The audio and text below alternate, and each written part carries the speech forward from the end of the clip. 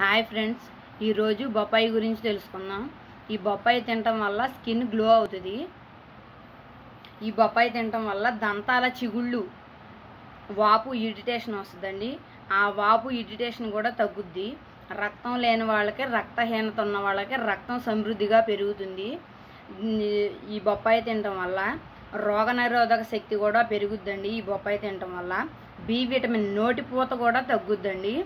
ఈ బొప్పాయి తినటం వల్ల తెల్ల మచ్చలు వస్తాయండి. కొంతమందికి తెల్ల మచ్చలు కూడా ఈ బొప్పాయి తినటం వల్ల తగ్గుతుంది.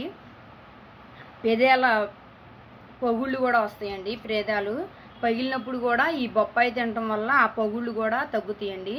దీంట్లో పీచు పదార్థం బాగా ఉంటుందండి, సమృద్ధిగా ఉంటుంది దీంట్లో పీచు పదార్థం. ఇది షుగర్ పేషెంట్లు, డయాబెటిక్ పేషెంట్లు తినటం వల్ల కూడా చాలా మంచిది. ఈ డైజెషన్ ప్రాబ్లం ఉన్న వాళ్ళు కూడా ఈ బొప్పాయి తినటం వల్ల డైజెషన్ అవుతుందండి. మోషన్ ప్రాబ్లం చాలా మందికి ఉంటుందండి. అట్లాంటి వాళ్ళు ఈ బొప్పాయి తినటం వల్ల డైజెషన్ బాగుంటుందండి. ఈ వీడియో కనుక మీకు నచ్చినట్లయితే లైక్ చేయండి, షేర్ చేయండి, కామెంట్ చేయండి. బాయ్ అండి.